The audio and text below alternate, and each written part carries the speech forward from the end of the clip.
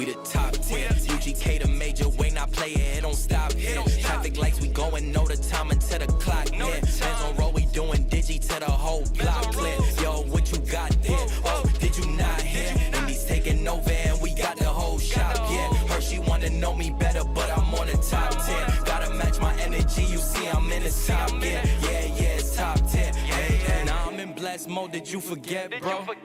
Put G.O.D. first and nothing less, no. On a radar per release, per request, yo. Life is like a dice game, that's a bet, though. Is you bugging, that's a dub. Shoulder shrug to the stub. Tell them hit the squatty up. See a line of cars meet up. Nah, don't bother us. Windows fogging up. If she in a passenger, then you know she finest. Damn. It's really still a bros and my blood love. All is all love. AWD, I got a newer clutch. And my guapi up, you could call me up. Since you know the face and the name, this is us. We the top 10. UGK the major way, not play it don't stop here. Traffic lights, we going, know the time until the clock hit. Hands on roll, we doing digi to the whole block clear. Yo, what you got there? Oh, did you not hear? Indies taking over and we got the whole shop, yeah. Her, she wanna know me better, but I'm on the top 10. Gotta match my energy, you see I'm in the top, yeah. It's top 10. Hey.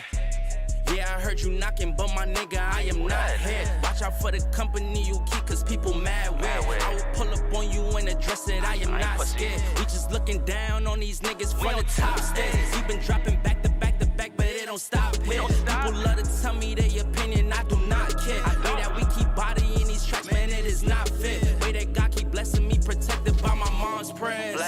In my home.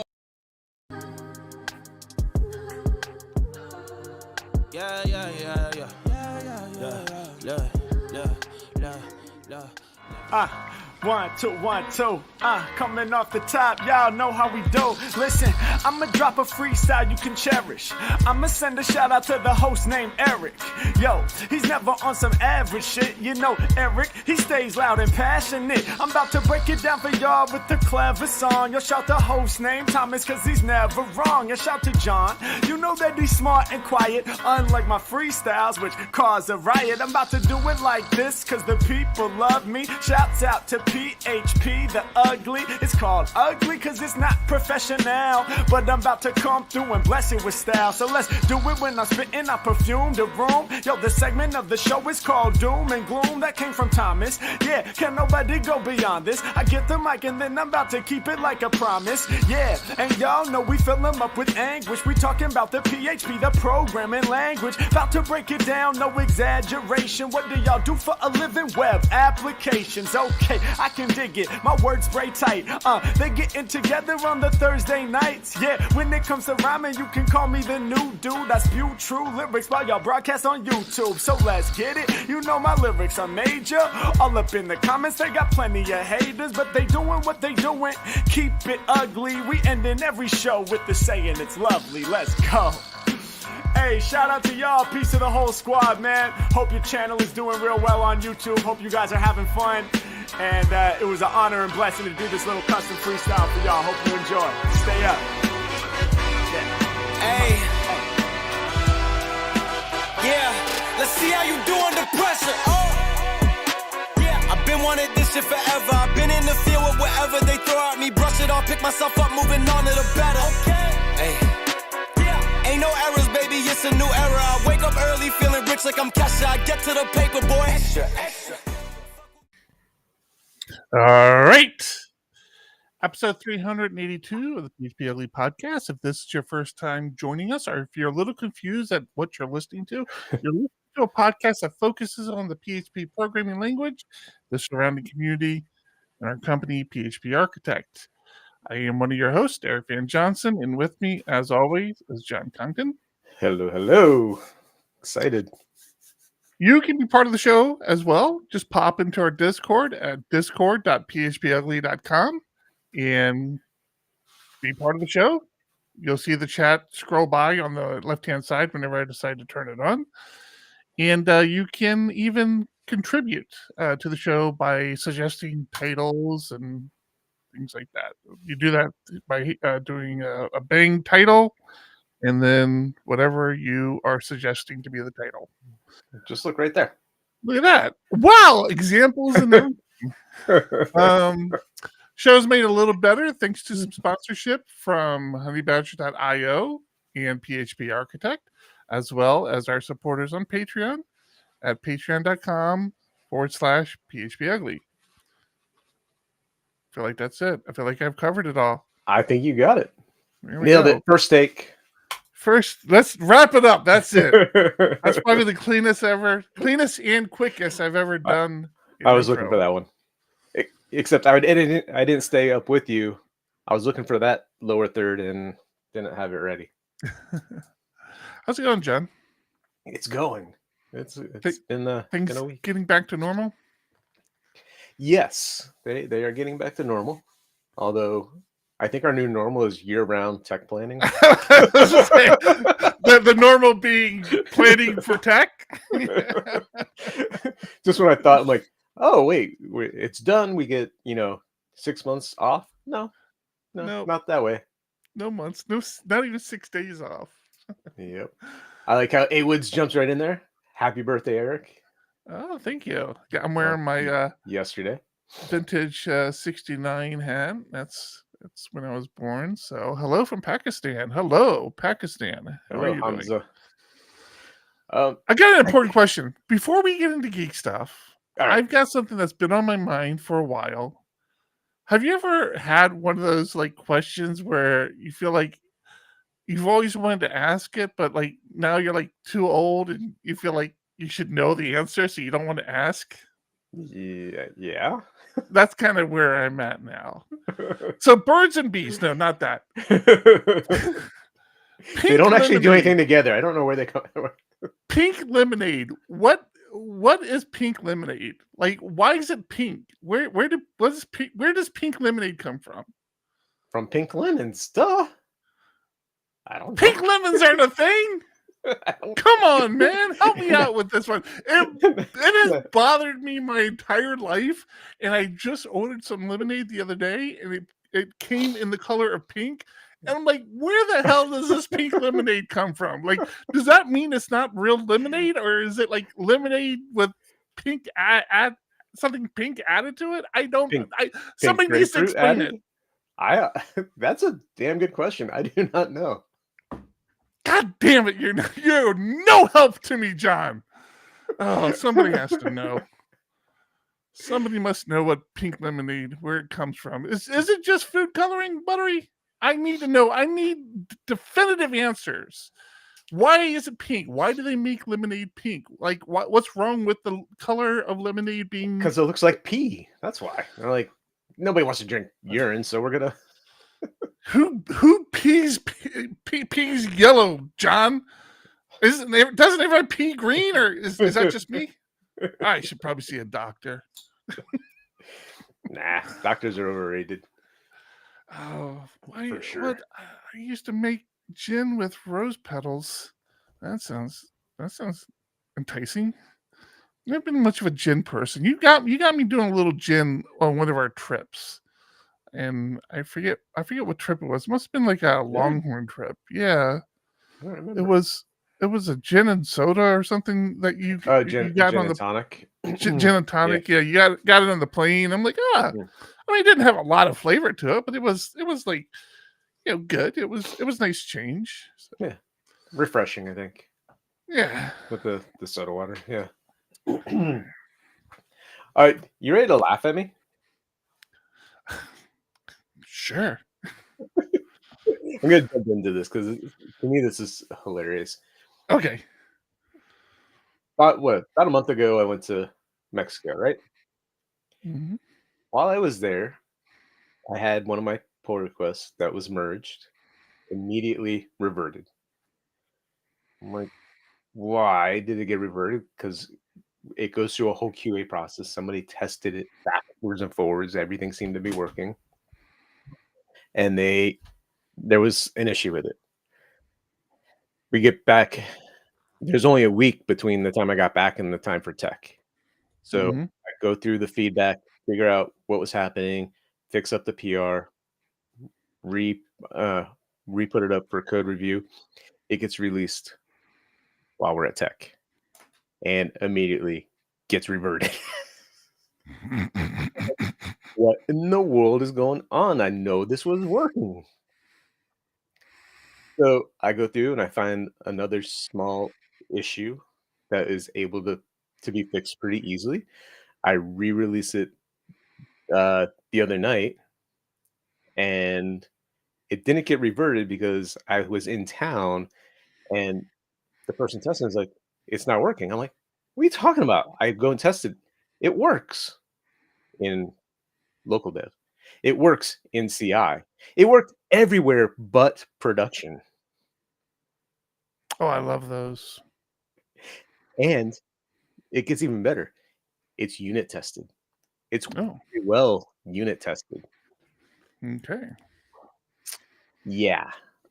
Um, I'm not very smart, it turns out. So You're not going to get an argument from me, John, if that's what you're looking for. this code lives out on PBX servers. So when Uh-huh. a phone call comes in, it has to reach back to the web server to ask for information. And it turns out I have code in there that says, you know, if we're in local development or the CI environment, it has to use an ngrok URL. If not, it uses a URL provided by the web server at the very beginning. Did you know, anybody out there, there's a difference between www.domain.com and www.domain.com? I was missing the dot You after missed the a dot. www. You missed a dot. The funny thing is, the unit test was testing the production version of the code. When I wrote the unit test, it returns this like super long string that I ran it, got the string, threw it in my unit test as an assert. And I didn't look through the string, so I never saw that it So was it's missing just that like, dot. yeah, no, the strings match. We're good. Yeah. Good here. Good to go. Funny how picky code can be. You know, just a little dot. You're like, hey, come on. You know what I meant. You know what I meant. I hate when that happens. Like, it's such a glaring mistake. If I had just read the string, but like I said, it's super long, probably 200 characters, tokens and stuff in there that I'd say I just I wasn't would looking have for the looked, domain. especially if it started with like HTTPS. I would have looked through that first whole section. Like, all right, that's obviously all right. It wasn't even that. So it's a parameterized, almost like a query parameter of key equals value and key equals value and key. So like halfway through this long string was and x dash domain equals the domain. So it was buried deep in there, and actually in my IDE, it ran off the right hand side, so it was actually hidden from view until I went looking. But man, that drove me crazy. I totally get that. But you know what? I don't know if knowingly or unknowingly kind of led into a good topic for the show, because we had somebody in our Discord. If you didn't pay attention earlier, you can be part of our Discord, discord.phpugly.com. It's there all week, and people come in there and ask questions and get answers. And it's a great way to have back and forth. And somebody actually slipped in there today, A. Hinkle, and asked, we are looking to improve our code review practice at our agency. Anyone got a practice they follow or a good blog post? And you kind of started right down that path. I know. We've had this conversation a few times about some of the drawbacks of code review and some of the pitfalls of it.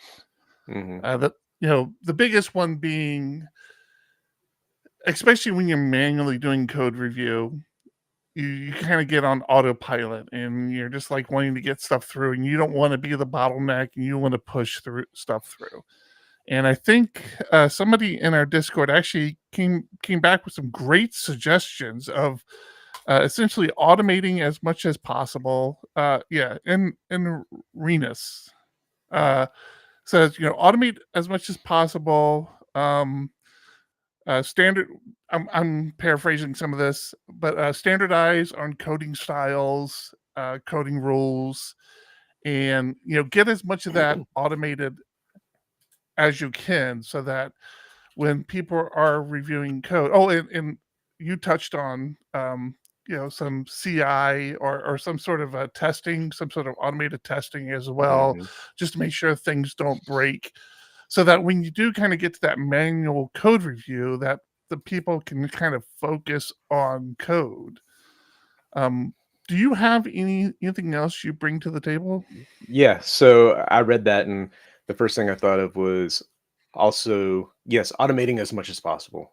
PHP unit, PHP CS, having that coding style in your repo as like, this is our coding style. But add to that list PHP CBF, which is the PHP Code Beautifier and Fixer. So that'll actually take your PHP CS rules and try to automatically fix some of those issues for you. Oh, interesting. And if you run that all in you can run it in your Git hooks. So as you commit, run through those, make sure that your all of your PHP files lint. That's always a good thing. Make sure they actually work to begin with. I don't run PHP unit as part of my commit. I let the CI system handle that. It depends on how many tests you have. If your tests run fast, do it as part of your commit hook, so that it's run before it even gets to your CI environment. I am notoriously bad at that. Our unit tests take, I want to say, I forget what they're at now, 5 to 10 minutes to run, and so I don't run them. Well, which doesn't seem like a lot of time, but like when you're developing and trying to get stuff done, it's a very long time. Yeah. So I'm terrible about just pushing code and letting CI do as much as it can, but I do have it lint my PHP files, PHP CS, and PHP CBF, so that CBF, at least the files. I need to start to use that. Yeah. Yeah, so and to if you don't understand why something like standardizing on formatting code is so important, it's because you get jerks like myself who like my code formatted a certain way, will dial in my editors to format my code in a certain way, and it's like I get kind of particular about it in a way that 98% of the people out there who code don't, and it has absolutely zero impact to the performance of the code. It's just how I like looking at code. And the problem with that is when I touch somebody else's code base, especially if you're working in a team, I touch somebody else's code base, my editors are configured, and I should probably turn this off, and I know I don't, but are configured to start to format all the code to my liking, which then turns around and creates these fake large commits into the repo of just all these formatting changes that are really irrelevant.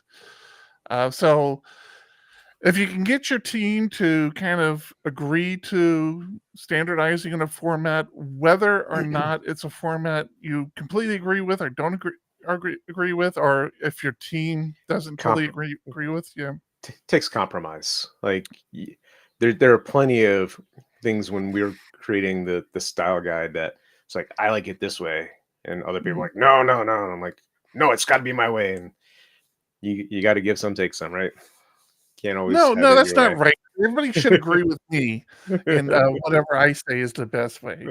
But the benefit to it is, even if it's a format you don't completely agree with, your eyes get accustomed to looking at that format, if nothing else, in that repo, and it just creates for fewer false big commits. As Sarah says, a shitty coding style is better than no code style. Like, This is at least it's true. being consistent. As far as code review, having your team commit is the wrong word. It's the right word, but not in a git commit kind of way. Having your Mhm. team work together and agree that you are going to be diligent in making your uh, PRs small as possible. Uh, Mm, if good point. you're going to make a functional change and a refactor, make them two separate PRs. Don't do them in one big PR. Uh, Try and have a PR that if you're going to do a sweeping change, especially for code style, have one PR that goes and fixes all of one type of thing at a time, because we are very good at scanning files. So if you're changing from tabs to spaces, one in GitHub, if you're using GitHub, you can easily say ignore white space and it'll say, hey, nothing's changed. Good. I'm good to go. Merge that PR. But having a PR around a single focus to me is helps a lot. It's those 40, 50, 60 file PRs that we get numb to, and we're like, I don't want to review this now, and you put it off a day. I don't want to do this. You Mhm. put it off, and then somebody's like, will you please review this? I'm waiting on you. And then you're like, yep, approve. It's fine. Looks good to me. Yeah, I'm notorious for I've used that word a couple times. I'm sorry. Where I start working on a problem in a repo, and then I see something else that oh, this is just a quick fix. Let me go ahead and just add this to it. And I then when the PR is actually ready to be created, I end up with like 4 or 5 different things that I fixed in there, and and it's just it can be kind of a mess. That's why I try to start using that GitButler, because that GitButler, that was like one of the real features of it. Of oh, hey, you're working on a branch, and then you realize, oh, there's this other change I want to make. So you actually, you drag those files into another branch, and you can kind of work these branches simultaneously, but keep them separate when you do your commits. And I seem to. It's very difficult to screw yourself up, screw yourself using Git. And I managed to do it multiple times using this Git Butler. Part of it is because for me, it's a GUI, and I actually don't thrive very well with GUIs for some reason, because it's like I I think, okay, it's a GUI, it should just work how I think it should work, and I'm less disciplined on understanding the software as I am like command line. Like command line, I'm pretty disciplined of understanding switches and how things work. In a GUI, I'm like, oh, it's a GUI. I should see how it's supposed to work, and I try to use it, and then I end up screwing myself. And I need to get back to, or I need to get a workflow, because that was the other thing. What was the other? GitFlow. GitFlow was the Mhm. other kind of command line version of a workflow that I've tried in the past, and again, didn't care for it. I I use forget Git. why. I use GitFlow for years, but that's more around branching strategy Yeah, it's true. and how to get from develop to production, and having different almost lanes of, I'm going to go from develop to staging, and if I need to do a hot fix, it's going to go here, and here's how it's going to merge back into both uh, production and into your develop branch. So that was more around the branching strategy. It's true. Yeah. So But yeah, I need to get better about that. we're talking a lot about Git, and I want to go back to PHP Tech. There were some great talks, especially by Pauline Voss, around Git and Mm. using some advanced Git magic, right? And around one Git rebase and Git bisect. Mhm. Fantastic talks. Highly Bisect recommend. is, or as I like to call it, the Git biscuit. Yeah, yeah. That's very cool. Yeah. Yeah. So the Git rebasing, making sure your commits are atomic, meaning they're in a good state. you should be able to load the site, do everything you're supposed to do. Nothing should be broken at that point. So all your tests should pass. Is a good starting point. So having that agreement with your team is important. And then you being able to use Git bisect to find issues. Such a great talk. I was so happy to sit in on that one. And then it's funny because we're getting a little off topic. I do want to circle back around, but right. We had a speaker who was stepping in for another speaker who had to pull out, and they said, "Hey, I can do a Git talk." I'm like, "Yeah, it's last minute. Honestly, whatever you have handy we would appreciate." And he looked at the schedule. He goes, "Oh no, you have Pauline there. No, I'm good. I'm not even going to try to do a Git talk around." That is anybody who wants to learn about Git, that's the talk you want to go to. I'll figure something else out. But Pauline, just real quick, Pauline in their talk said that they take a lot of time to know Git inside and out. So that's the person you want talking about, and not somebody that's just uses the commands, right? I need to watch that video too. But bringing it all the way back around to code reviews, one pet peeve I have, and I will stress to people that when you get down to that manual code review, especially if you're the person doing the reviewing, and first thing, give decent. I shouldn't have to say this, but don't be a dick with your feedback. Just just be pleasant about your feedback, right? Nobody likes that to be criticized and have to look at their, think that they did something wrong, right? But make yourself available, because clearly if you spot something that maybe the person maybe it's just another way of doing it, like it's not the way they did it is not necessarily wrong, but you feel like you have a better way, make yourself available for that conversation. It bugs me to no end when a person provides feedback and that's it. Like they don't want to have a conversation about it. They provided their feedback, leave me alone. It's like, no, it's a conversation. You need to have this discussion now.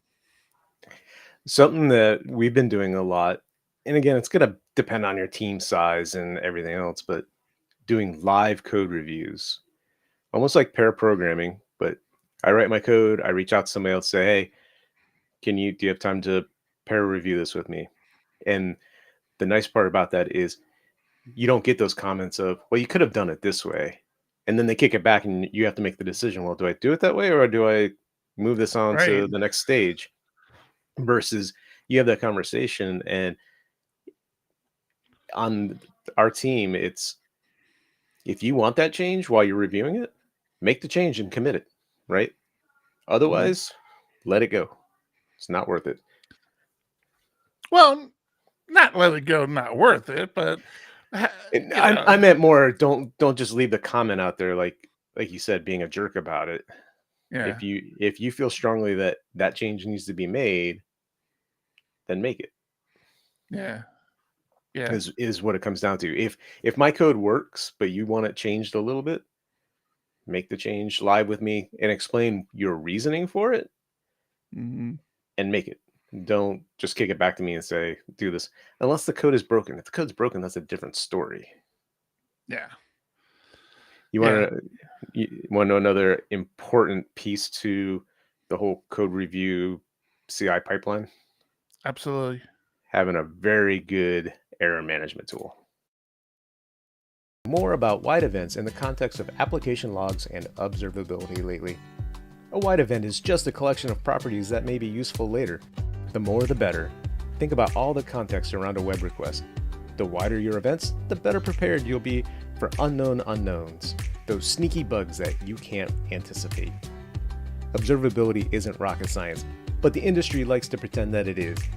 Honeybadger.io is challenging the assumption with Honeybadger Insights. Honeybadger's approach to observability is simple. First, log everything with wide structured events. Then, query and graph your events with BadgerQL. the powerful query language at the heart of Honeybadger Insights that allows you to ask questions about your systems and build quick charts and dashboards. Install Honeybadger today and be fully prepared to navigate the unknown unknowns of your next incident. Visit honeybadger.io to learn more. That's www.honeybadger.io. Thank you, Honeybadger. Look at you, Mr. Sneaky Sneak. Running the board on me. It's funny because you started going down that path. I'm like, oh shit, he's going to segue, and I'm trying to pull up the video. And you like, can you not see the videos when I pull them up? Mm-mm. Oh, because I never saw it pulled up. I'm like, wait a minute, how's he playing this? It's not pulled up. You just play it from the video clips, right? It doesn't pull it up. Yeah. Beforehand. No, but on the left-hand side, it's like grayed out for me. Like typically when I pull it up, it's grayed out. I have no clue what you're talking about. You're gonna have to show me sometime. How did you just run? Oh yeah, you know what? You are absolutely right. I do play that from the video clip. See? Yeah. There you go. Yeah. All right. Okay, so we gave you some good advice for code reviews. We gave you some advice. We don't know if it's good. Good point.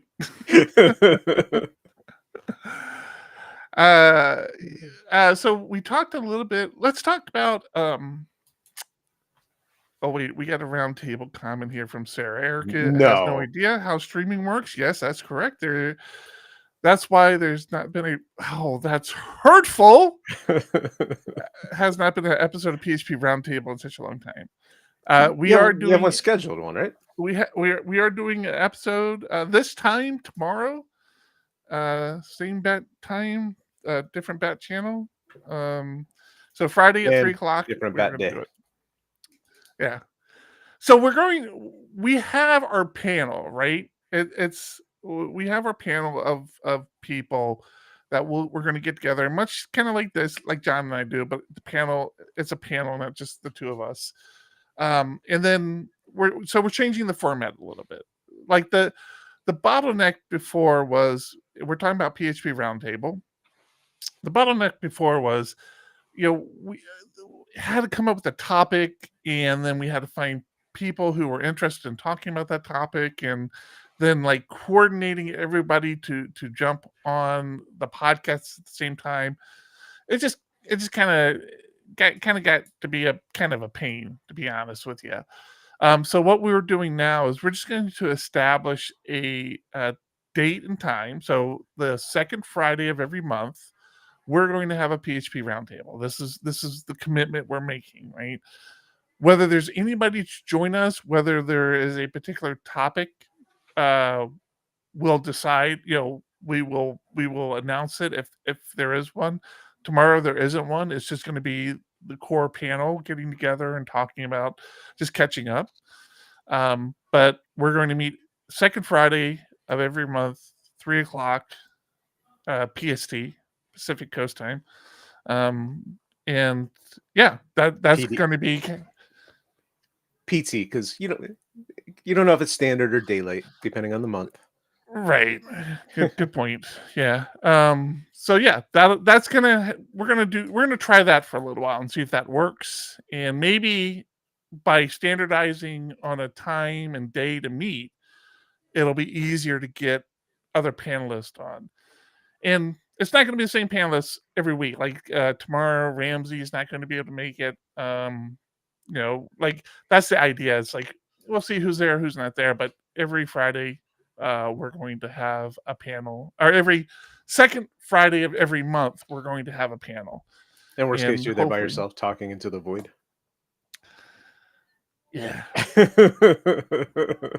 That's still a very weird thing, man, because like for so long, that's who we were, right? We just talked into the void. That we had like 10 people watch our videos, and we kind of afterwards, not live. Yeah, not live. Yeah. And we kind of knew like nobody was listening. It's still weird to think that people listen. Like tech this year just blew me away. The people came up and talked to me. It happens to me every tech. Like it happened to me last year, but like it shakes you a little bit. Like, well, crap, people are listening. It's changed a little bit with the live feed and having Discord be part of the show, and it's like now you kind of know you're talking to people and you're having that conversation, whereas before we just talked, we recorded, and we released, and that was it. And that was, I mean, I remember the first time it happened to me with my bowling podcast I did, way back in the day, and then went to a bowling convention or conference, whatever you call it. And me and Tony, who did the podcast with me, were walking through one of the hotels, and somebody came up and like talked to us, and I was like, "Whoa, you actually watch our stuff?" It's crazy. Yeah, the first time it happened to me, and I know I have a distinct voice. I realize that I don't speak well, and I have a very, I have a distinct voice. I understand. And that was the first time it happened to me. Was at a Laracon, and somebody had walked up to me. Somebody I knew walked up to me, and I said, "Hey, man, how's it going?" And we had a little quick conversation. And I noticed out of the corner of my eye, somebody like, did a quick snap, like turned around and looked at me. And when I finished my conversation, they stood up and walked over to me. He goes, "You do a podcast?" I'm like, yeah. It's like I have PHP Ugly. So, yeah, no, I listen. I'm like, okay, that's weird.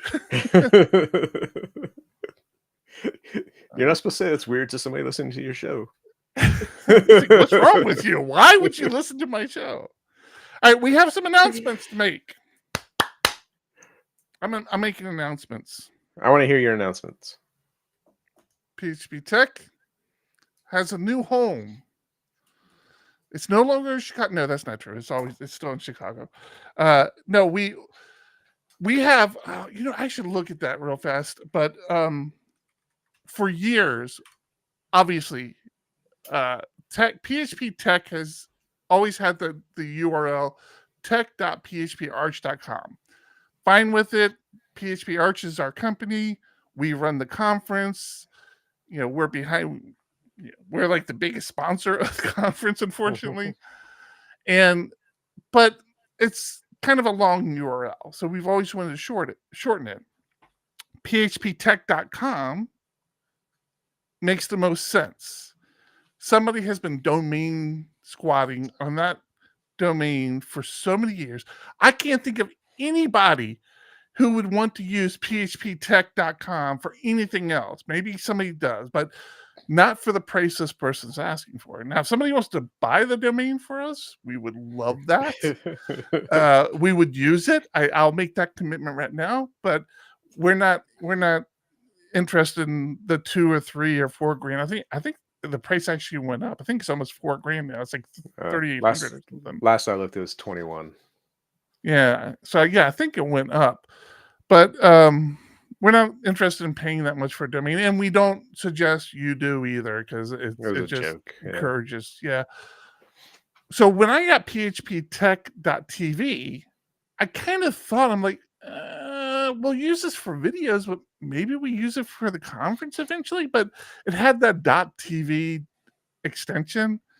It's like, yeah, this is gonna work. Like, I mean, it's fine for the videos, and that's still where you go to watch the videos, but it's not going to work for the actual conference. So now we had a conversation about it. We kind of worked through it. We looked at the options out there, and phptech.io. So that was available. We purchased that. I think that's what we're going to put on branding for a while.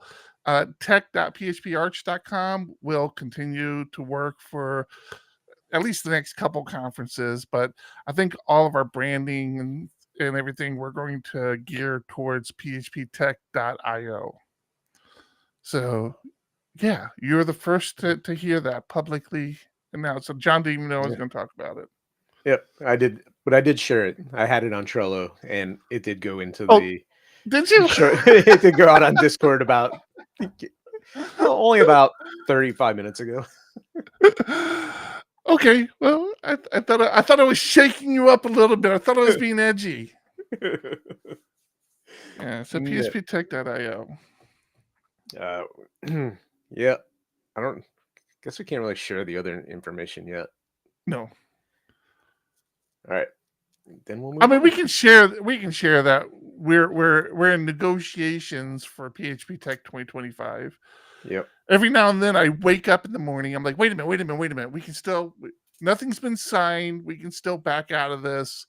We'll continue this exercise, but I will be completely honest with everybody. Leading up to Tech this year, I was pretty adamant with John. I'm like, this has to be it. This has to be the last year. You know, we've got to give it a break a little while because, you know, of all these reasons that John and I had discussed. And I felt like I was getting him on board with me on this. And then, of course, we have Tech. It's like, no, that was fucking great. We're doing it again. Let's just sign the paper. Why even leave Chicago? Just sign the paperwork. Tell me I'm wrong. No, you're right. Well, you had me when we were like back in 2018 where we were losing a crap ton of money. You know, right now we're happy breaking even. Not that that's what we want. We do have a company to support. We have employees we have to pay, but breaking even your definition. I see. Okay, financially on the books, we did better than break even. You know, by maybe by a margin. I don't know. We haven't really kind of finalized the books on it. It was going to be close, but the problem with that comment, yeah, is John is really discounting the time that we spend in organizing it. It's like, if you do that, we're not even close to breaking even, and we never anticipate breaking even considering that time. It's a lot of time. It's a lot of time. It's a lot of stress. Anxiety. It's like, if we don't get another sponsor, you know, we're not going to be able to do this or that, and yeah. And I mean, we have made the commitment pretty early on with Oscar the Elephant this year, and it was actually the tipping point. It really kind of became the tipping point between adding T-shirts to the swag bag, or Oscar, which we had already committed to, had already paid for. So, yeah, a lot of people were fine with it. Like, hey, I'll take an elephant over a T-shirt any day of the week, and that was my comment as well. It's like, as much as I would love to design that conference T-shirt that people will wear all year long, it never happens. Like, nobody ever wears their T-shirt after the conference, if they even wear it then. You know, it's so I have a closet. It's not just Tech. Like, I have a closet, or had a closet, filled with conference T-shirts that I just had no intention of ever wearing again. So yeah, I think the elephant was a good idea. I don't know if we're gonna do an elephant next year, because again, that's a big commitment. That's an upfront cost that we need to recover. Like, had we not gotten the sponsorship, and had we not done Oscar, we could have waited to the last minute to decide, okay, we don't really have the money for T-shirts, we're not doing T-shirts, or we do have the money for T-shirts, we will do T-shirts. Whereas with the elephant, you know, you're basically paying almost a year in advance for it, and so now you're already that much in the hole. And also, elephant's way more expensive than T-shirts, like a lot more expensive than the T-shirts. Yep. All right, you want to talk about some RFCs? Well, yeah, absolutely. PHP stuff. What? On a PHP podcast? That makes no sense. Let's do it. This one, I don't know. So, PHP RFC, raising 0 to the power of negative number. I don't know how much. I don't do a whole lot of math like this, but the RFC proposes to change the behavior of this operation and match the division by 0 operation. So basically, if you try to do it, it's going to throw a division by 0 error.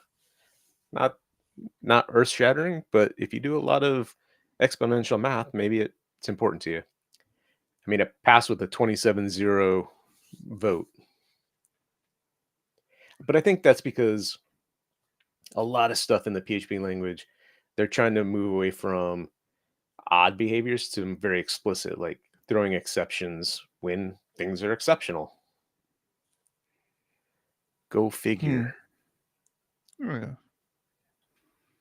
I mean, yeah, everybody seems to be on board with this one. Yeah, I mean, it makes sense. If you're doing exponential math, especially with variables, make sure you have a try catch around it just in case. Or very good value objects where you know you have positive numbers. Look at us bringing it back to value objects. What else you got? Here's another one that's up for vote right now. So the RFC to support object types in BC Math. Do you use BC Math? No. I think I've only used it via libraries. It's not something I've ever felt I needed, but as of right now, all of the BC Math operations are functional, are just functions, and this RFC wants to make it object oriented like the rest of PHP, or the way we're going with PHP. Oh, interesting. That's interesting. See, BC Math it's one of those things. Like, I feel like, am I missing out on something for not using this? Like, should I be using this? I don't know what the use case is for it. Like, when do you use BC Math as opposed to just your regular arithmetic there? Right. I think when you want precision versus there's a lot of oddities with just integer math. Yeah.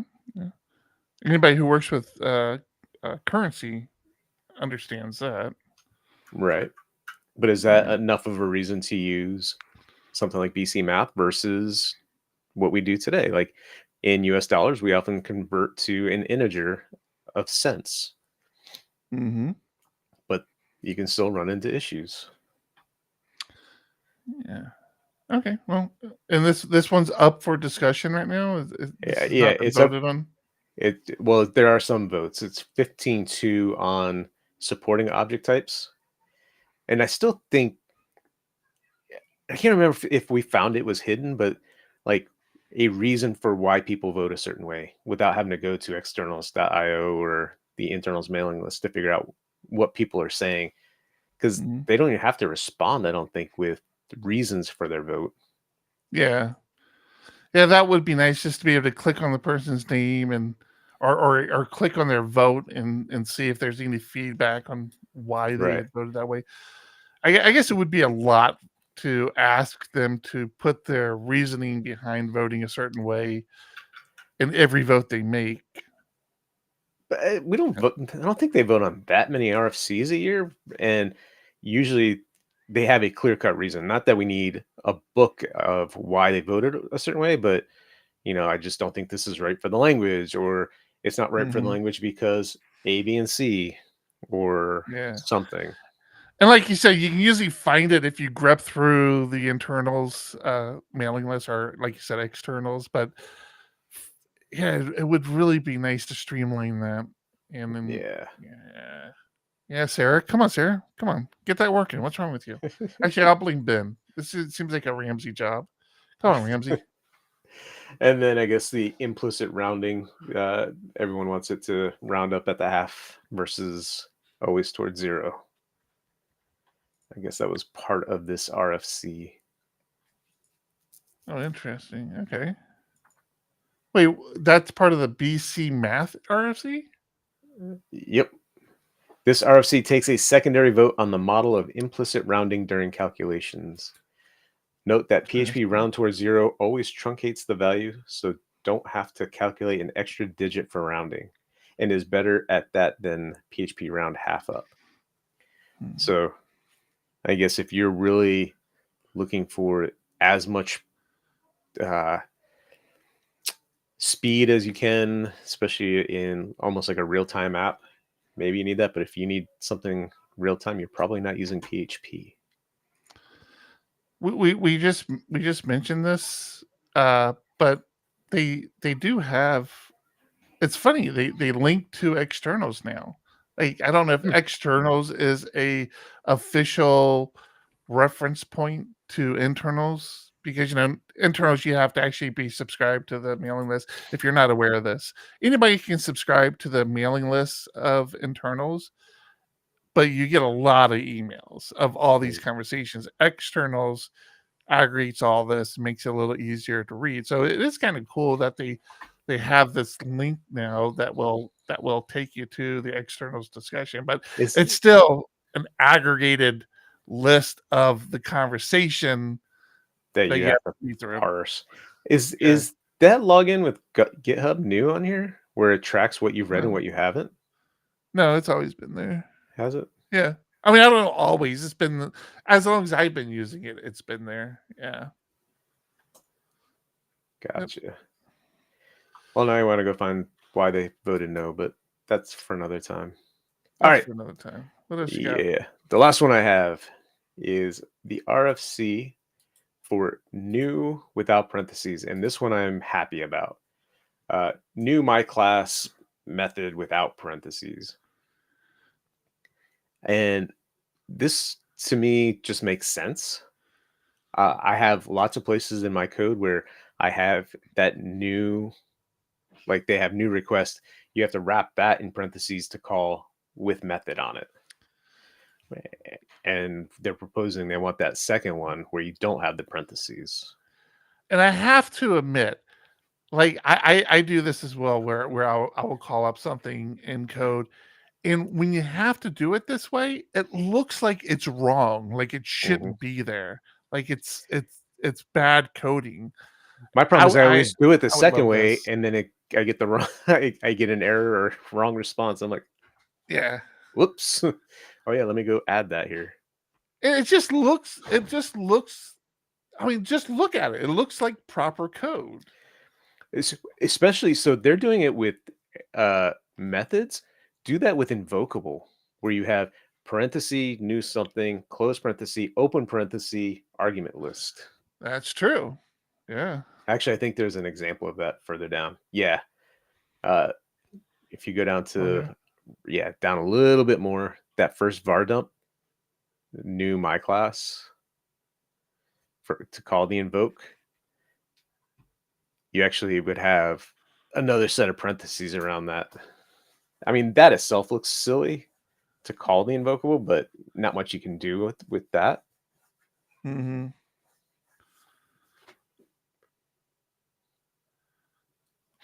But I'm excited about that. It's already. I like this one. Yeah, I like this one a lot. The votes are currently 6 in favor, 2 against. And again, why? Why are you against? I need to know why you're against this one. This is just RFC discussion thread. Oh, this goes to externals too. Yeah, I might have to read this one because I'd be curious why somebody would be against this one. But there's no easy way to look at that. Assuming that conversation even happens in this thread. Again, that it's not required to happen. Whoever voted no hasn't said why, or they don't go by that in here. Yeah, I like this, and it could definitely be one of those deprecated features, right? Where like the old way doesn't need to stop working today; it can continue to work for a while, and then we just deprecate it away. Mm-hmm. Yeah. Cool. So that's what I've got. You're a good man because you brought all the milkshake to the yard. Wait, no, what? I have one thing that was carried over from last week, which is why is the usage of PHP going down? Which, I mean, okay, I guess, technically it is. I have opinions, as many of you will know, that I have a lot of opinions. I'm not sharing that, so that's why you're looking at me like that.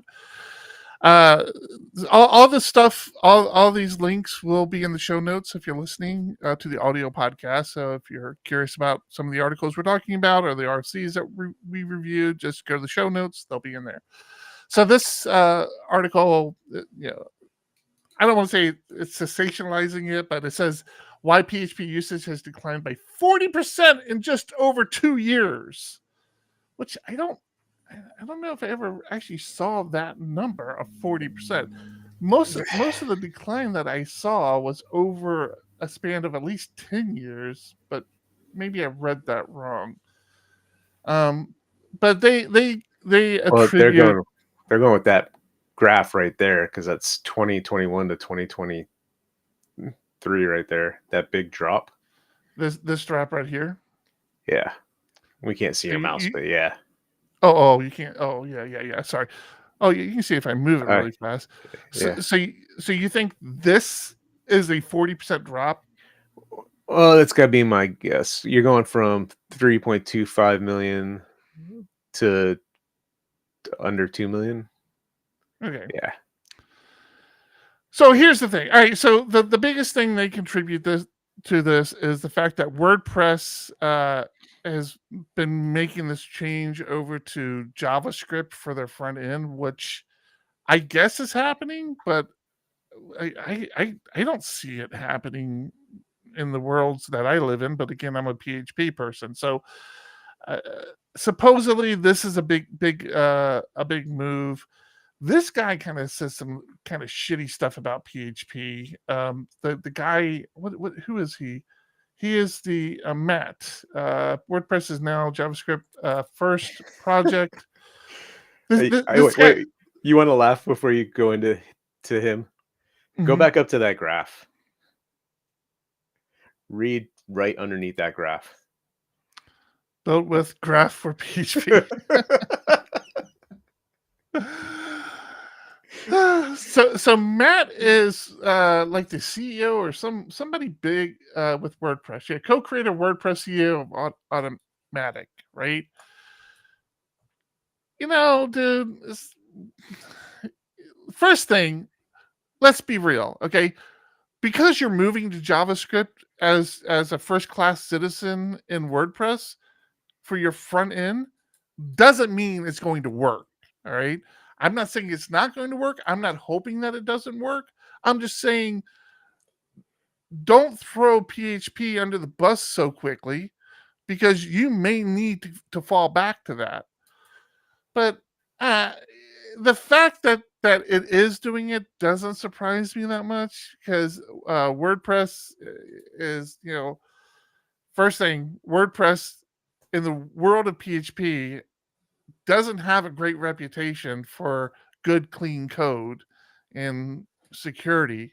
I mean, of recent years, they've done a lot to overcome the security issue, but the clean code, easy to use, hasn't been like a strong point in the PHP community. I can only imagine what you're going to do in the JavaScript world. I'm hoping you've learned lessons from PHP and standardize on community standards and stuff on implementation of JavaScript. But whatever. Okay, so we lose WordPress as our big thing for why PHP is so big in the web. Even still, like the drop that they're talking about really just doesn't seem that significant. I do understand it's a downward trend, but also it's such bullshit. It's bullshit. Go back to that graph. Go back to that graph. Okay. Back to the graph. The second one. Go click on that inbuilt with. Nope, above the graph. There's a link to inbuilt with. Up a little higher. Up a little higher. Yep, that link inbuilt with. This is where the graph comes from. Click on that. Okay. Oh, I gotta share that with you guys. Yep. All right. Now unselect those top 3 checkboxes and choose all internet. Unselect all these top 3. Yeah, and then choose the all internet. Oh, hey, look at that. That's a very different story. So I don't know where they're getting their data from. Like they have. Hey, I didn't even have to unselect the top 3 because with all internet selected, they pretty much bottom out anyways. You gotta love when a tale is spun the way you want it spun. Yeah. I want to make PHP look bad because I'm Matt Mullenweg, or however you say his name, and I'm moving. Yeah. And the only comment I was going to make about it was when for so many years PHP was the only what I would consider the only language that was internet first. It was meant for web pages. Then obviously others came along. Look how many there are today, right? I mean, all the languages that are designed to run on the internet, to run web pages, of course PHP isn't going to hold on to the crazy amount of adoption it had before, because it didn't have any competitors before. Right. But if you wanted to get into PHP development today, I don't think you would need to concern yourself with your career path in your lifetime. Like, I'm not saying PHP won't go away, but it ain't going away. Yeah, but there are still people using Fortran, for crying out loud. This is true, as we've heard many times. Yes, this could be us when we're 80.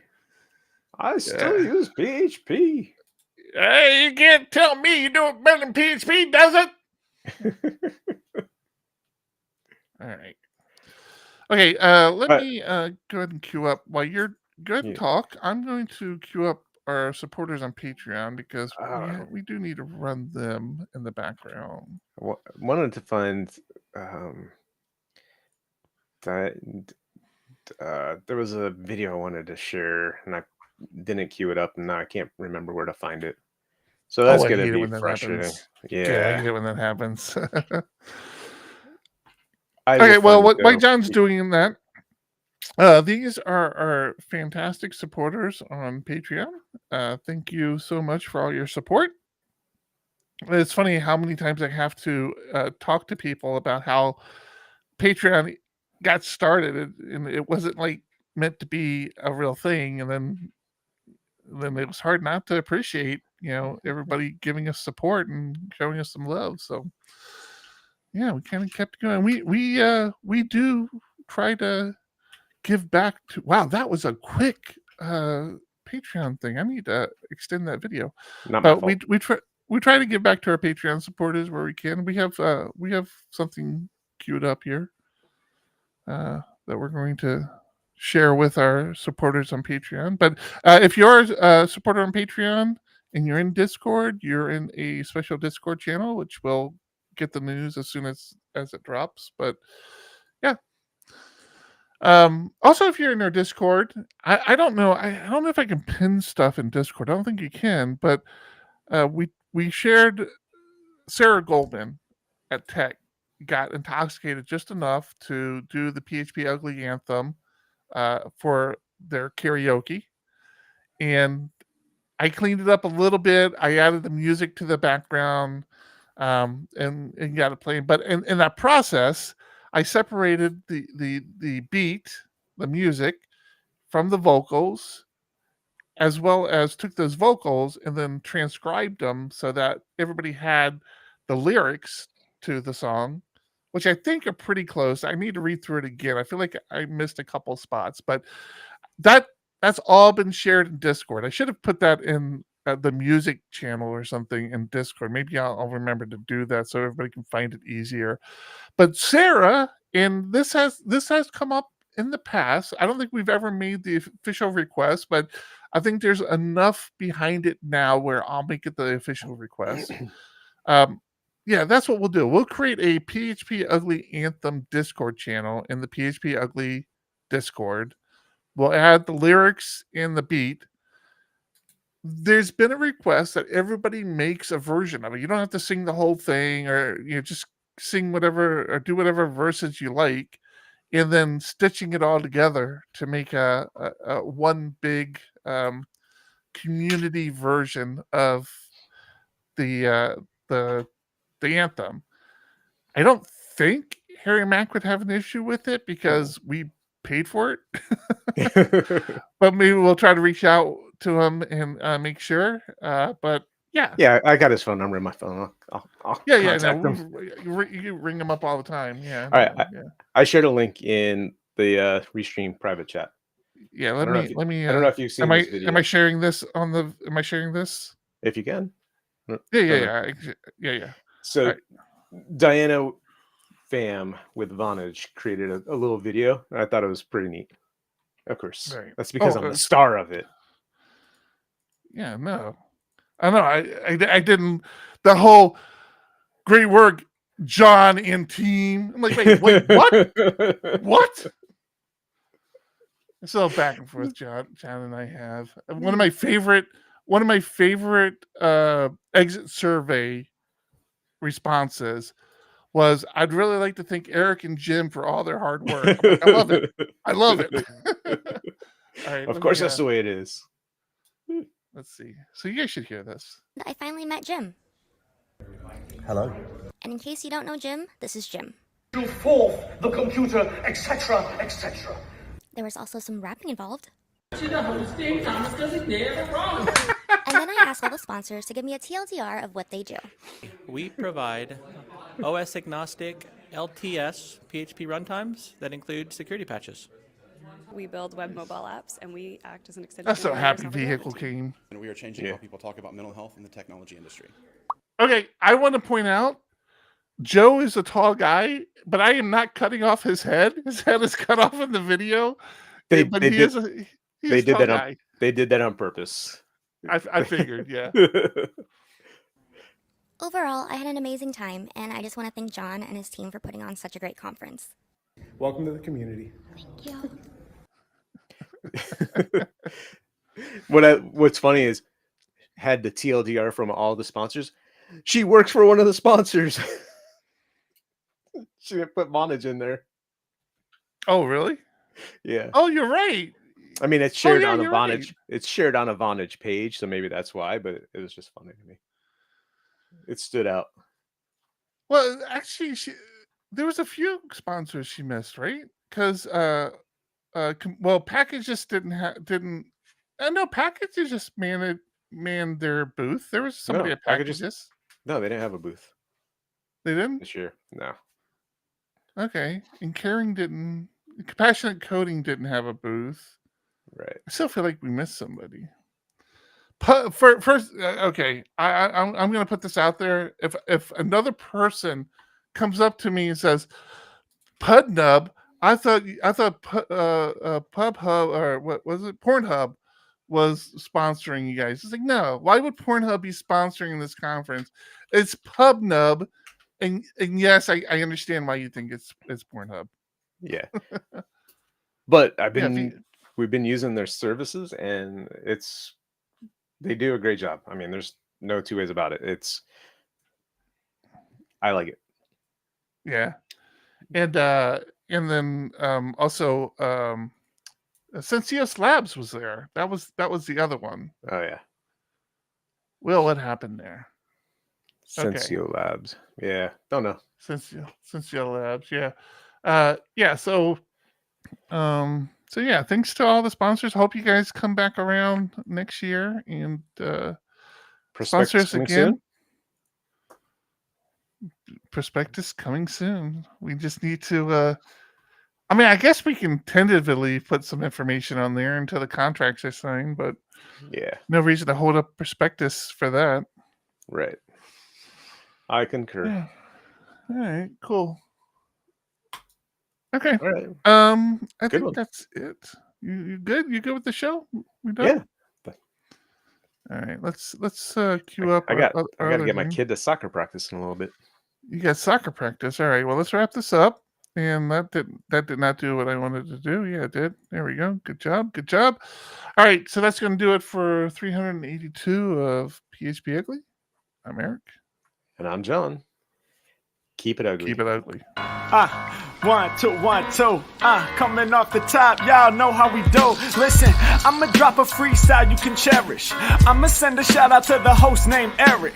Yo, he's never on some average shit. You know, Eric, he stays loud and passionate. I'm about to break it down for y'all with the clever song. Yo, shout the host named Thomas, cause he's never wrong. Yo, shout to John. You know that he's smart and quiet, unlike my freestyles, which cause a riot. I'm about to do it like this, cause the people love me. Shouts out to PHP, the ugly. It's called ugly cause it's not professional, but I'm about to come through and bless it with style. So let's do it when I'm spitting, I perfume the room. Yo, the segment of the show is called Doom and Gloom. That came from Thomas. Yeah, can nobody go beyond this? I get the mic and then I'm about to keep it like a promise. Yeah, and y'all know we fill them up with anguish. We talking about the PHP, the programming language. About to break it down, no exaggeration. What do y'all do for a living? Web applications. Okay, I can dig it. My words spray tight. They getting together on the Thursday nights. Yeah, when it comes to rhyming, you can call me the new dude. I spew true lyrics while y'all broadcast on YouTube. So let's get it. You know my lyrics are major. All up in the comments, they got plenty of haters, but they doing what they doing. Keep it ugly. We ending every show with the saying it's lovely. Let's go. Let's go. Hey, shout out to y'all. Peace to the whole squad, man. Hope your channel is doing real well on YouTube. Hope you guys are having fun. And it was an honor and blessing to do this little custom freestyle for y'all. Hope you enjoy. Stay up. Yeah. Come on. Hey. All right. You need to bust out right away, or? No. I got time. Cool.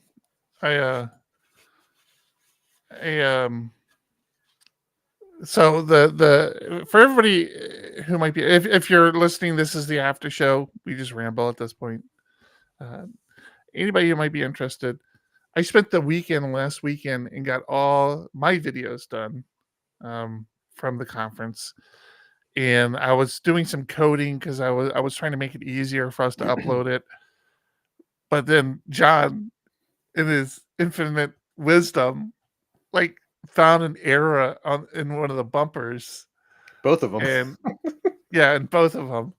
And at first I'm like, well, my first reaction is like, you son of a bitch, this has been out there for like a month now. You didn't notice it sooner? No, it wasn't. Yeah, it was. We had it. I didn't see it in the first. That was the third rendition of it. Yeah. Or whatever it was. We'd just gotten it the week before, like Friday. So he noticed this error after I had already made all my videos with the error in it. And I'm still probably going to release my videos for now, but I'm going to have to switch them out because that's actually what sparked the whole PHP tech.io conversations. Like, this is such a stupid URL for this conference. It needs to be shorter and more, precise. And so we came up with PHP tech.io, reached out to our design group and said, okay, replace this URL with that URL. Had I not done that, I would have just kept my videos the way they are. But now that I did that and I see the new URL, I'm like, well, shit, now I'm going to have to redo all my videos. Yeah. God damn it. So they put in the video www.tech.phparch.com. And it's like, one, it's wrong. I mean, yes, we could have redirected it just fine, but it just looks stupid too. Yeah. And a fun fact, I didn't share this with you, John. That site is managed through Forge, Laravel, Taylor Otwell's Forge service, which is a decent service. I mean, it automates a bunch of stuff. But the certificate process with it is good. I keep meaning to reach out to Nuno and let him know about this. Nuno, if you're listening, I'll get an email out to you about this. The certificate process, you can choose Let's Encrypt, right?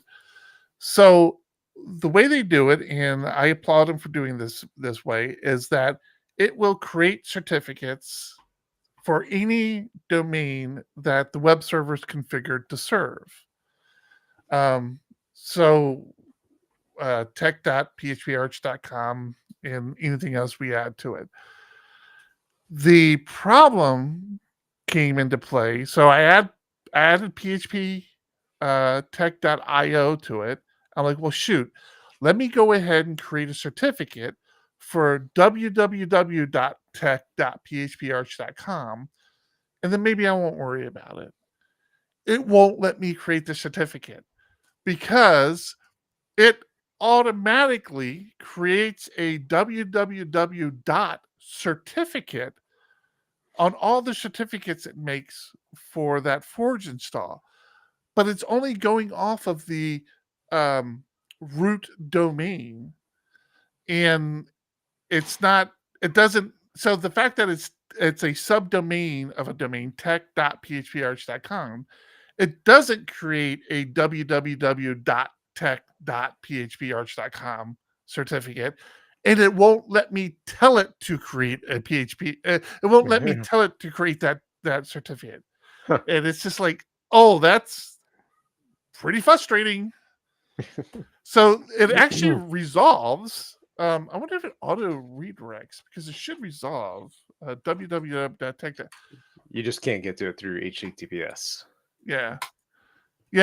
So it does resolve www.tech.phparch.com, because I made that DNS change, and then it goes over to tech.phparch.com. Now I'm wondering if I should just not worry about it, because it does work. I don't know. All right. So I am interested in feedback. Traditionally, with tech, the old domains used to change over to the year. So, like this year, it would be tech24.phparch.com, which I also think is also configured as well. Tech24.phparch.com. Yeah. So, if you wanted to go back and look at old websites, you could. Do you like that? And John, feel free to give me your opinion as well. It won't carry as much weight as our listeners. Do you like that? Or for phptech.io, would you rather it be the full year, like 2024.phptech.io? I think that one. You like that?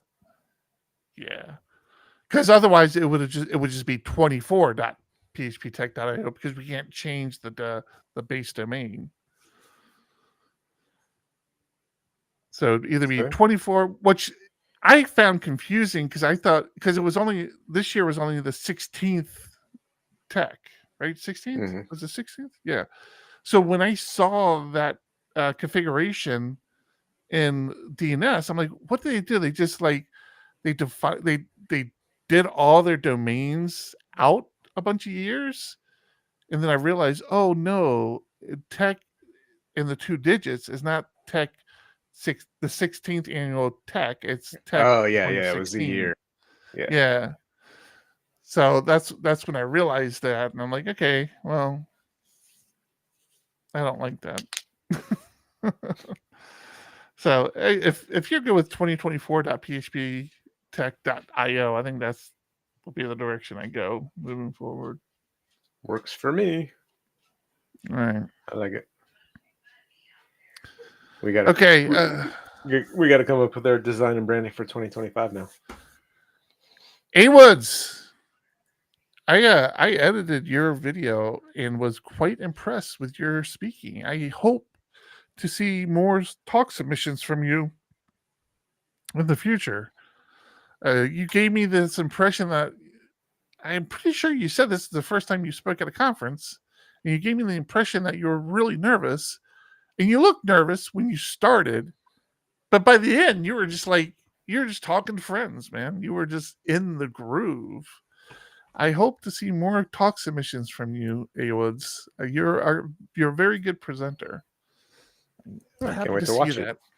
Yeah, it's a good one. All right. So now we have to get these things edited. Yeah, we need that. We need theme ideas as well for 2025. If we're gonna do this, it helps to have a theme. I think our first year, our theme was, what the hell are we doing? What's happening? What were we thinking? This year it was global community. And next year it's I don't know. I was nervous. I submitted more talks, Jokum. I mean, I I'm will- sorry. will- I I should have will. been clear. I will submit. Oh, I will submit. Oh, okay. I will submit more. Okay. I was say I should be clear. Good talks. It was. You don't have a free pass because you're in Discord and you're a Patreon supporter. Are you? He was a Patreon supporter, I'm pretty sure. But yeah, good talks. All right, John. Articles. We need articles for the magazine. We need to put this in the show. We have got to have a commercial, John. We've got to get our team to create a commercial that is that. Like, yeah, subscribe, but also be a part of. There you go. God damn it. Good call. We've got to remember to do that. We never do our own stuff. If only we had a to-doist place to put things. I know. I forgot until we started talking about it. I had a whole list of things I wanted to talk about with that WordPress guy. I actually made notes of them, and then I forgot to pull it up and didn't. I found myself too far down that rabbit hole to look for where I put it. That, and I kept interrupting you when you got there because it was just driving me crazy when I saw those numbers and like it was all up front. No, it's great points. Let me see.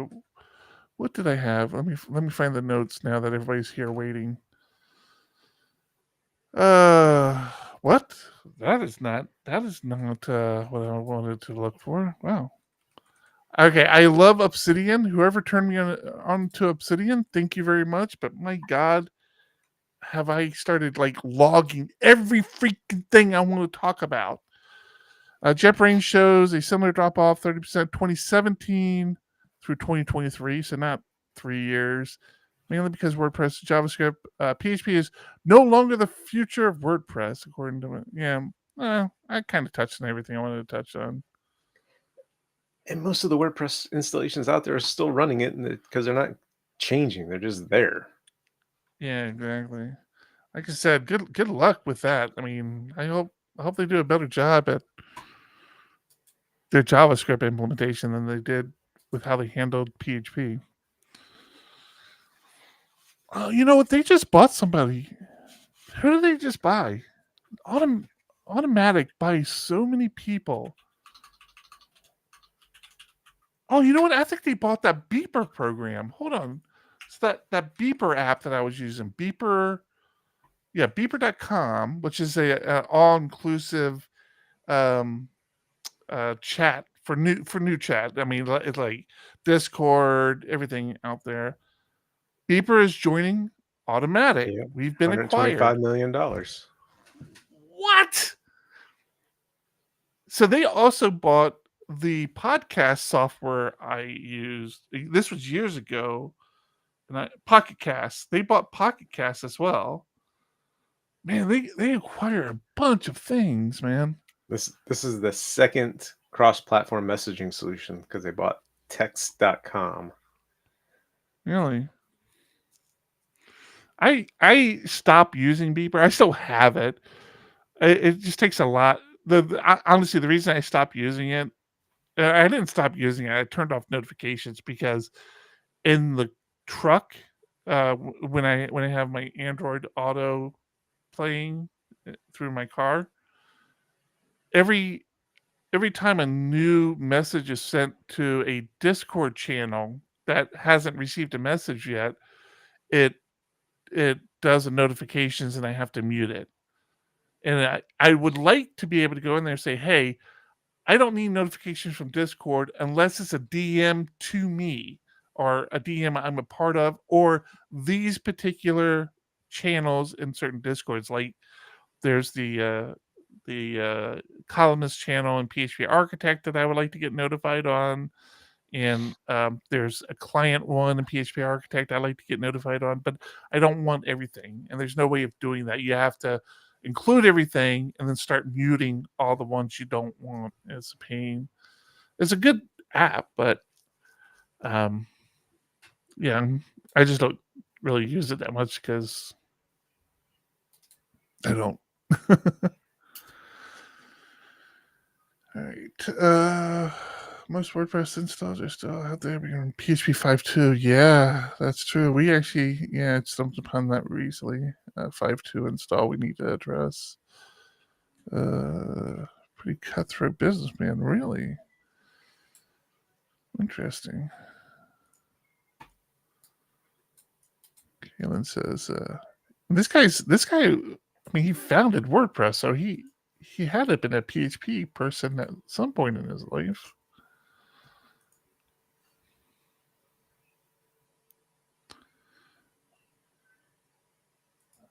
Huh. Yeah. Yeah, I got a problem. I got a problem when people start shit talking my language, man. I really do. That's when John was down in Mexico, he sent he sent a message in the company Slack. He's like, "Hey, I'm standing next to Uncle Bob." And Uncle Bob, this isn't who he was standing next to, but Uncle Bob is a very well-known person in development. He's one of the four or the six. What is it? I just know him as a clean code guy. Yeah, the clean code guy. Yeah, that's the best way to. And but he spoke at Laracon, and he was trying to be funny, kind of knocking on PHP.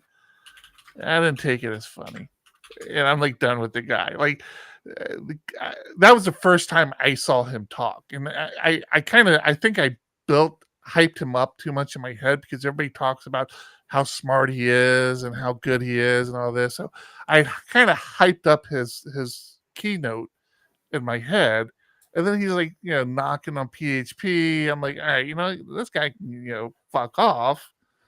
And I tried to watch a couple of his talks afterwards, and I'm like, I think the guy was relevant at some point and had a couple of good ideas and just continues to cash in on it, but I'm not impressed. So, yeah, Kayla knows.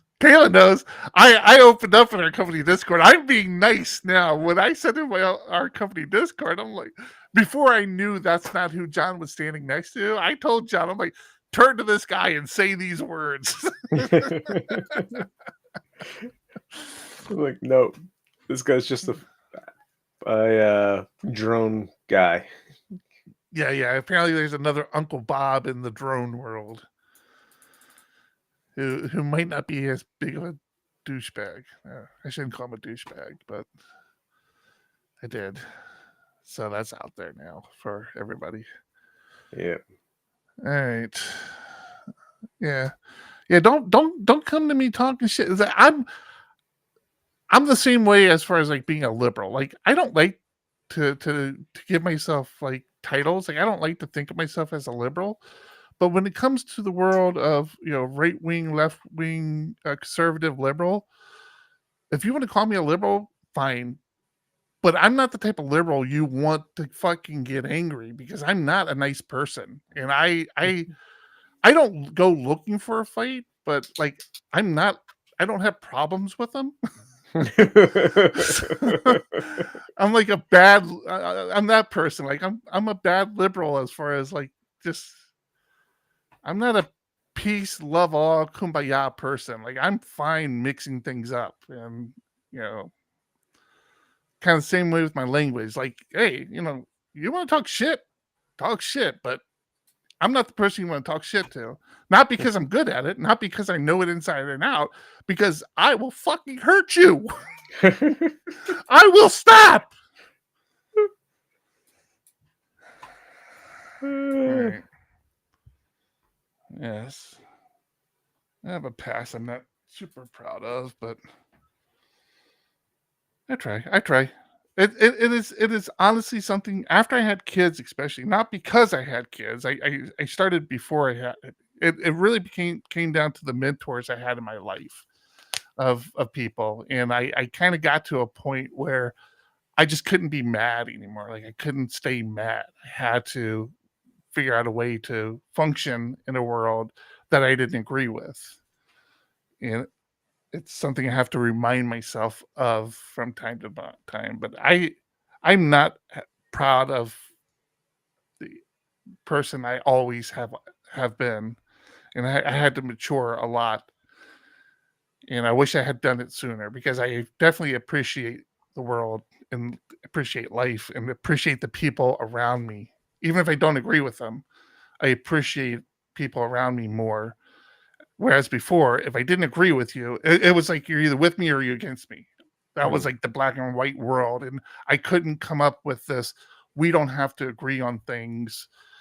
We can still get along. I couldn't find that middle ground. And that's something that some mentors I had in my life helped me find. That's good. And yeah, that's important. Yeah. So it's but yeah. I try to be a good person. That's my whole thing. I try to be good. I make an honest effort at it now. I know when you said you wouldn't back down from a fist fight, I'm like, yeah, I'm kind of the other way. Maybe when I was 19 and I was drunk, I would look for something, but outside of that, I'm like, no, pacifist. See, I was never that guy. Like, I never wanted to get drunk and get into a fight. I didn't want to get drunk and get into fights. But you feel like you could. That's yeah, that liquid courage. You could. Yeah. Liquid well, courage. I mean, the one time I'm thinking of, I was gone like way too much, and like I think we're sitting at a Denny's too, for crying out loud, and like somebody 3 tables over, it's like 3 o'clock in the morning, and they said something, and like I started yelling back, and like people dragging me out. Like, it was so stupid. Funniest stories the current wife will tell you if she has never told you. I'll tell you guys now. But I was touch on something before you said that. Liquid courage, fight. Yeah. Oh yeah, that's it. Like I'm be perfectly clear. Like I'm old now. Like I'm not. I don't want to get hit. Like I'm not looking to get hit. I know how much my body doesn't like living anymore. How much it hurts. I'm definitely not looking to put it through more pain, but I feel like I would be okay with it under the right circumstance. But like a perfect example of the person I was.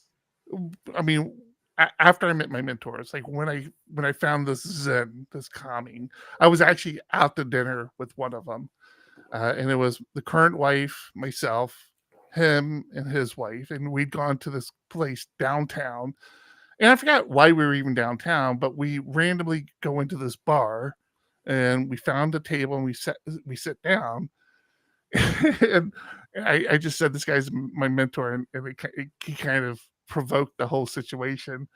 But apparently there was somebody sitting behind us, and it was giving us the stink eye. I didn't see him. He was to my back, but my friend did. And he hadn't been there for a while because he never walked past me. And my friend, being who he is, let a lot of it go. But after about a half hour or so, he had enough. And eventually he looks up to him and says, do we have a problem here? Is there some sort of issue? He didn't really say it aggressively. He just kind of said, do we have a problem? And I'm like, who are you talking about? And I see that there's a guy behind me who's sitting in like this bar stool. And so this guy says something and stands up. And I'm just like, whatever. And pushes me against the table. Like he's standing behind me, like bumps my chair behind the table. And I'm a taller individual. Maybe he didn't see me come in. This guy was not a very tall individual.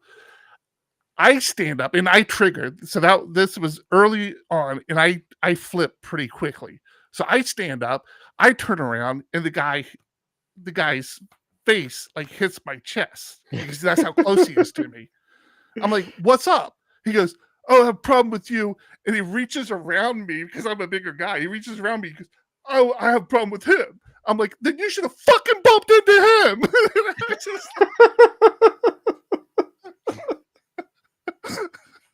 And like there's a guy up there singing, and I just hear him. He's singing like this Irish hymn or whatever. And all of a sudden, you hear, "Oh no, somebody better get back here!" It would have been funnier if you just picked them up like a baby. Like, you got a problem with who? This is he reaches around me. A problem with him. Yeah. And what was it? It was just a drunk situation. I don't honestly know what it was. I think what it was in hindsight is he was hoping he would intimidate us to leave the table, because he was actually there with his grandmother and his wife or whatever, because the bouncers come running over and they run right past me and grab him and like, all right, buddy, you gotta go. He goes, wait a minute, I gotta get my grandmother. I'm like, what? You gotta get your grandmother? So I think he was trying to intimidate us so we would leave the table, because it was a crowded club and he wanted the table for his grandmother. And I don't know, because those were the only words that were exchanged with him. And yeah, it was a weird situation. Sounds like it. Yeah. It was funny though, in hindsight. All right, I think that's it. You got a little bit of a sneak peek in my dirty little past. So next week after the show, we'll talk about the time John had to spend in jail, because he's not a good guy either. I've shared that, everybody, haven't I? Probably. I don't. Thanks I don't everybody for remember. hanging out with us. Bye.